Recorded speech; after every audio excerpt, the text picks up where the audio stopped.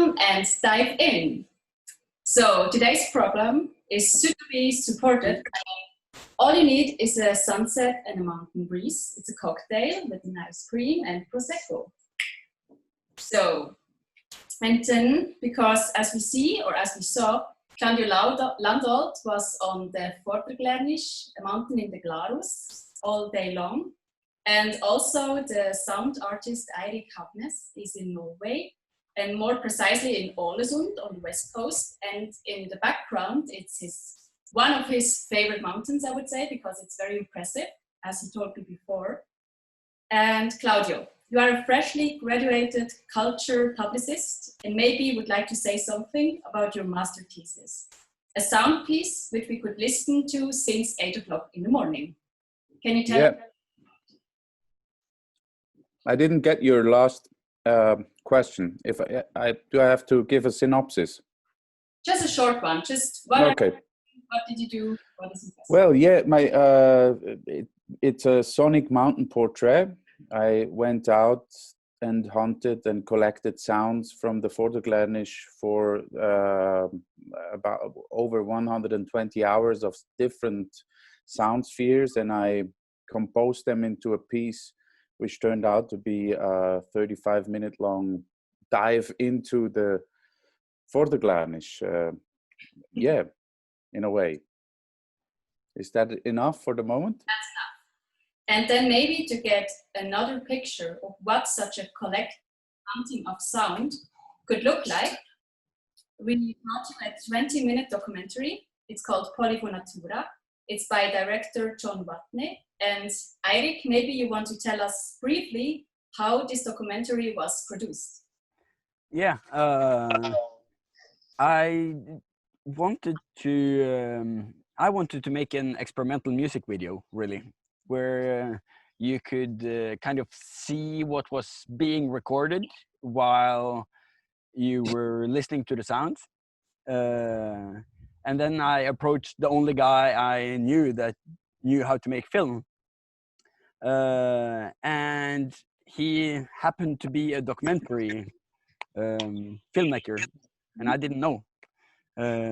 So without me knowing it, suddenly they made a documentary about me recording sounds in nature and trying to make music out of it. So it ended up as a documentary where all the music you hear is live or have been recorded in the nature you see in the film. Yeah. Eirik, thank you very, very much. I hope the technique was. Woo! I hope the technique was a little bit okay, because it's all a bit experimental via Zoom, so everything new. But I hope you could also enjoy the documentary.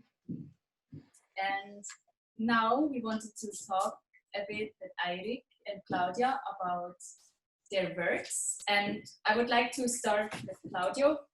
Claudio, we have been able to listen to your mountain all day long.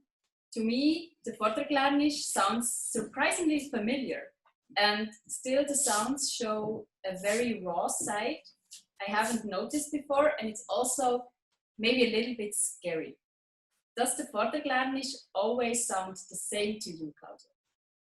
No, absolutely not. It sounds always different, really. And I think this is the beautiful thing about sound. It's always changing, and it's ever, it's a movement. It's not a thing that you can pin down and you can kind of say, this is how a river sounds. Well, yes, but if you record a river and then you put another one on top or the exact same thing, just 1 minute later it will sound a bit different. So it's always in flux, and that's what I like about it. It's very rich and very diverse, the medium of sound. Has it also something to do maybe with your emotional relationship to the mountain?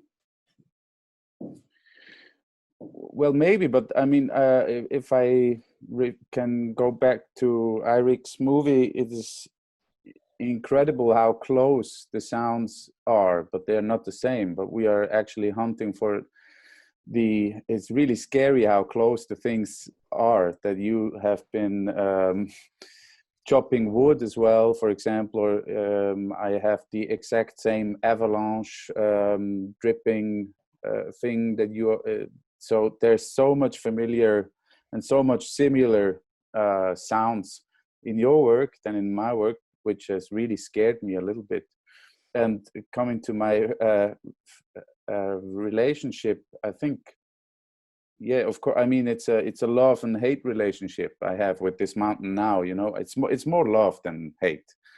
But I hate it when it takes the sun away. But apart from that, it's a very deep understanding, maybe even a platonic love, not sexual or something. But yeah.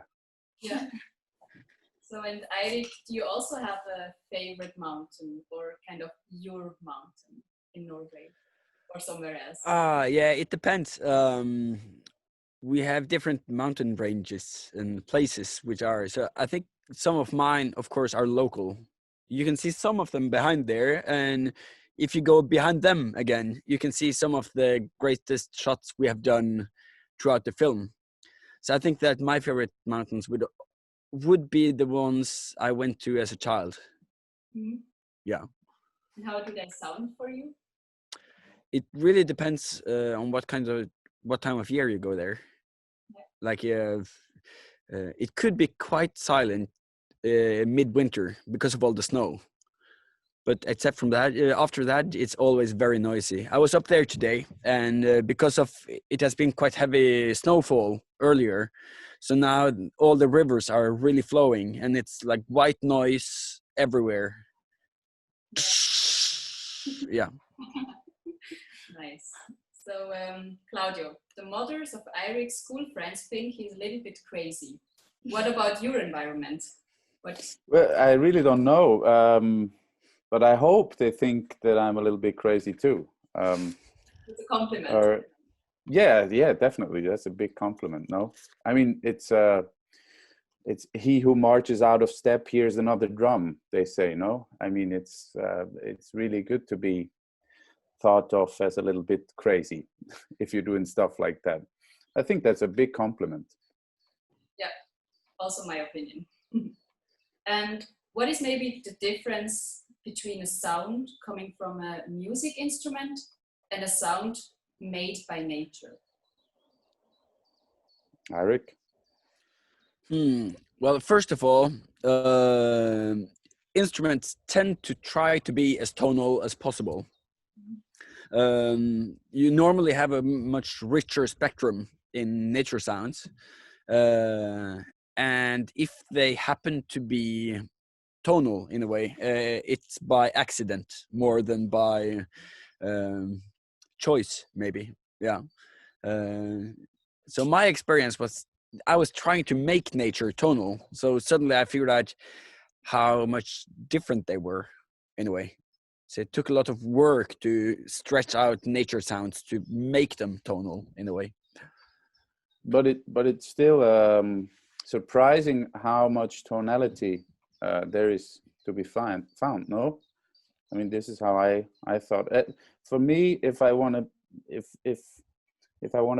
have to break it down, for me it's not really a big difference between nature seen as a musical instrument too, but then you have to, as you said, look after the tonal. Or not even the tonal. I think the noises or the atonal stuff is very exciting too. And I mean, nature is just a much bigger instrument, but it's an instrument still to me. It's. I think if you change the word from tonality to musicality, you can find not that much tonality, but a lot of musicality in nature. Yeah. Which are true. And but I mean, what the beauty of nature as an instrument to me is also that there's loads and loads of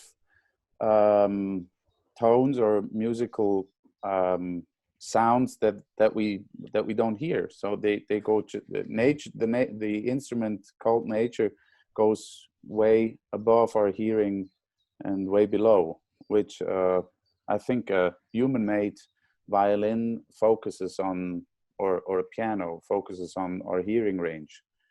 I guess. I mean, there's also infra and ultra sonics in a piano, I'm sure, if you play it the right way. But this is a really beautiful thing about nature to me, that that the range is just way bigger.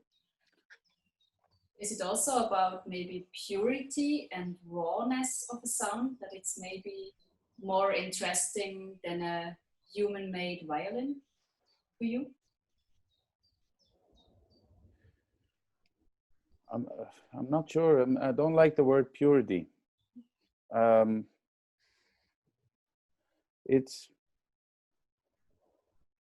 not sure. I can't really say if it's about purity. It's really about the unknown that really excites me, because I'm a bit bored. I got a bit bored by instruments. I grew up as a guitarist and played a lot of shows in my garage band and stuff.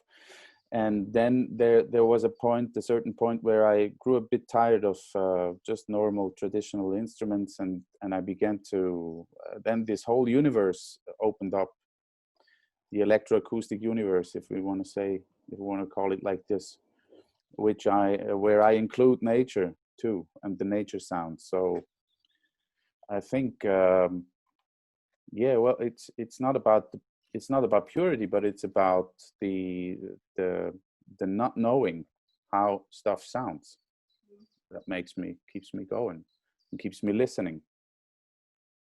Because I think that I really, even if I haven't heard if someone uses a sledgehammer on a grand piano, I think that I already know how it sounds. You know what I mean? But I don't know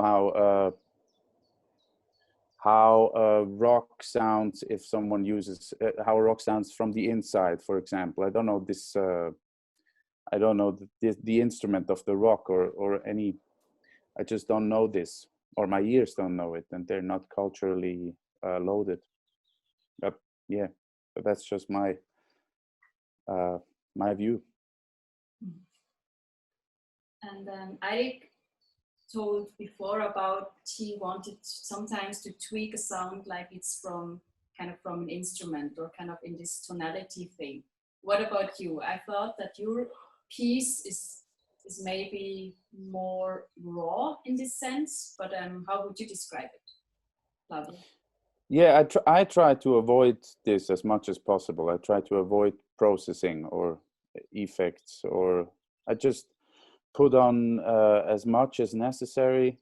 But in my piece, the processing factor grows towards the end. The end is there's a lot of processing going on with this this massive seismic drone. It is, this is a scientifically speaking, I mean, this sound is technically the closest to the mountain itself, but at the same time it has been shifted and processed and tweaked, and so it's the one that is the most technical influence at the same time. But I really try to go out and collect or hunt for the stuff that is already processed by nature, and leaving out the processing, which is, I think, is a big difference in how you treat your sounds. But maybe I'm wrong. I don't know. How do you, Eirik, how much do you process or sample or play with it afterwards?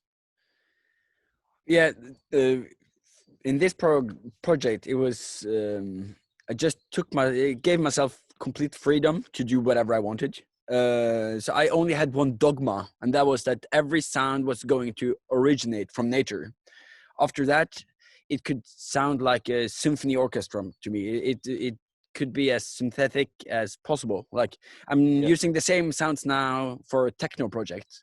So for me, it's it was just a dogma. It was not about capturing the. It was not going to be documentaristic in a way. It was not going to be a documentary of the real sounds. Yeah. Because the image could do that part, kind of. Mm-hmm.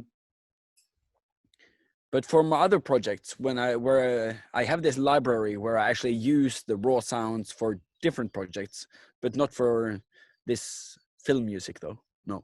Yeah. Okay. Eirik, Well, yeah. go first. Oh, yeah. What was that? I didn't get you. Okay, then I'm asking my question. Eirik, you said in Polyfonatura that you are hunting sounds. How should one imagine sound hunting? Is it about kind of the tools that you use or the approach? Can you tell us something about this? Yeah, it's a lot of waiting though.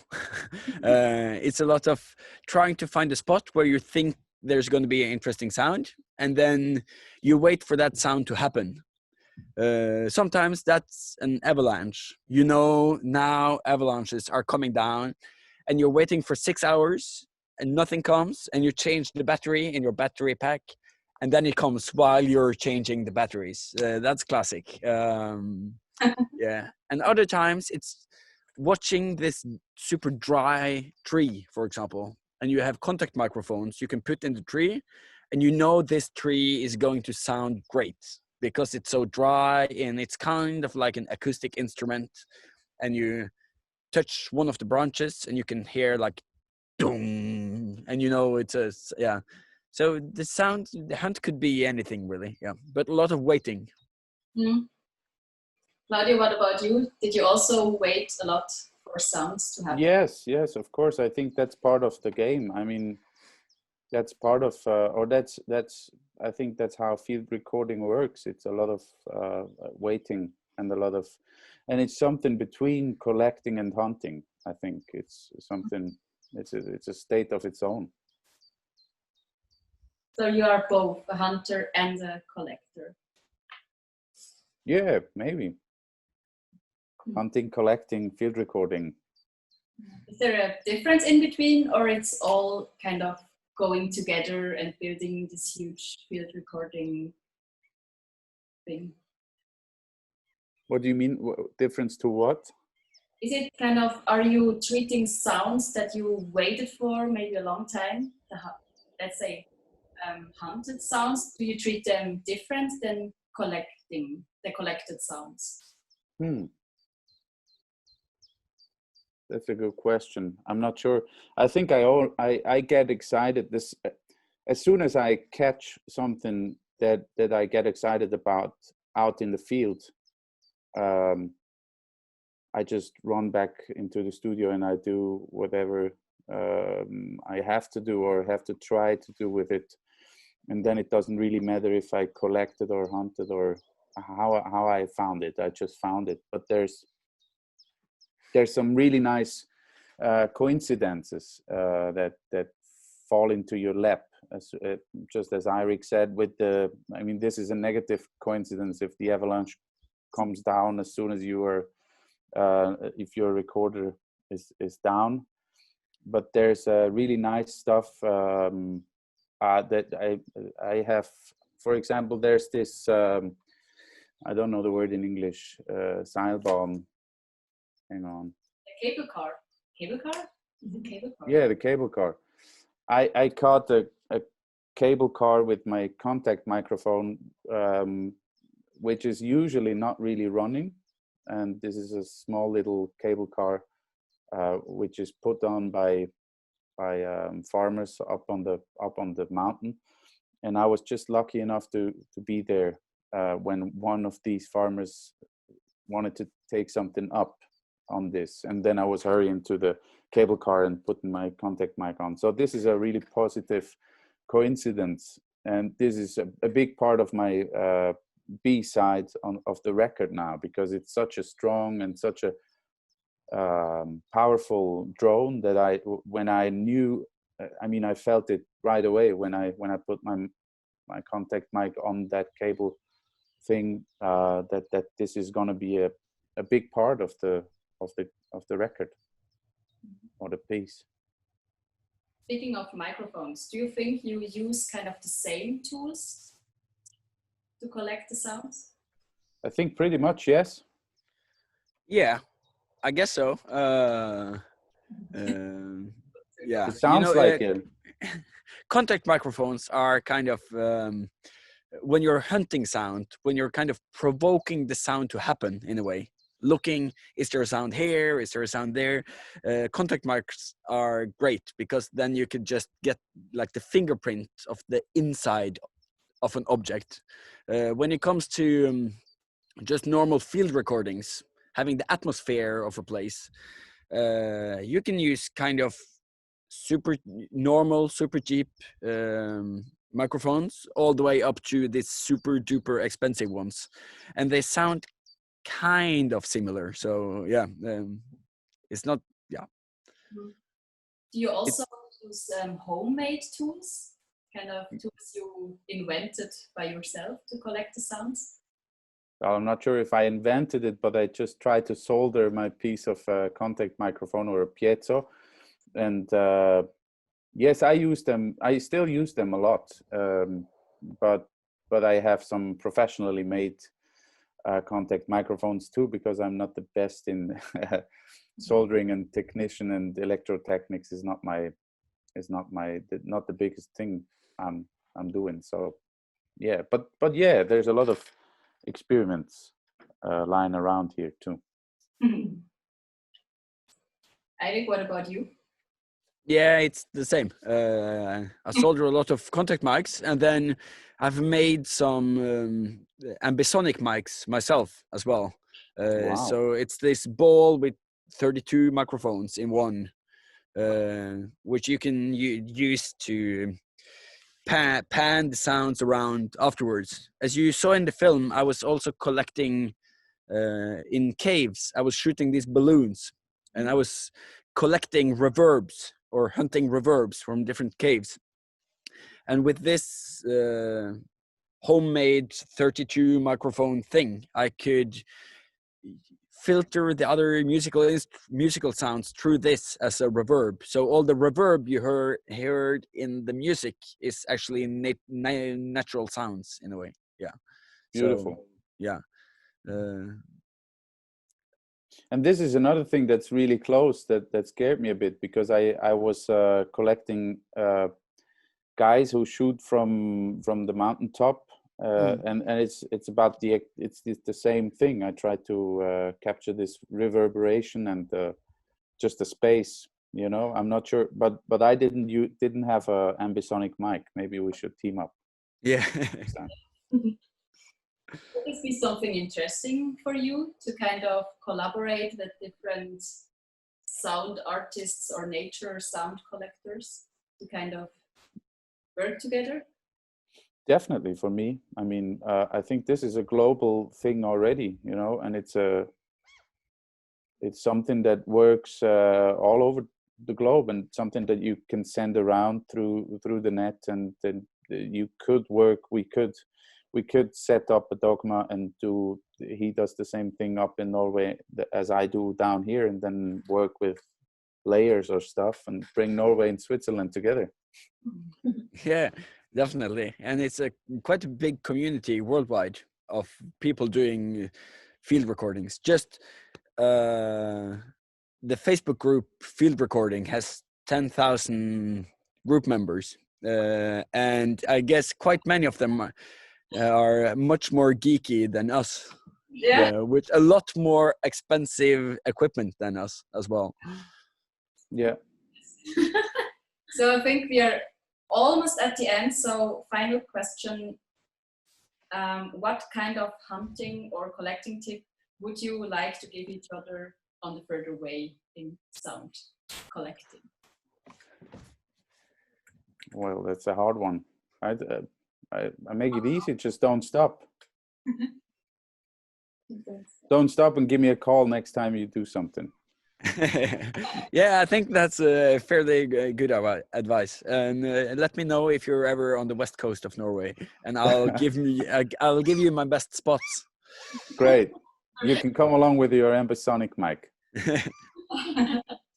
you can play the microphones together. Nice. So yeah, we're at the end, and I hope it was a nice talk, interesting talk for you both, Eirik and Claudio, and also for our guests and all the guests on the live stream. So have a nice Saturday evening. And for Thank you very much. Stay dry, because I think it's going to be very rainy outside. So yeah, thank you very much for being here. Thank you very much. Thank you for having me. Thank you. Thank you. Thank you. Eirik, I'm gonna send you a message soon. Yeah, great. Thank you for having me. It was super interesting. Yeah. Thanks. Thank you. Bye bye. Bye. Bye.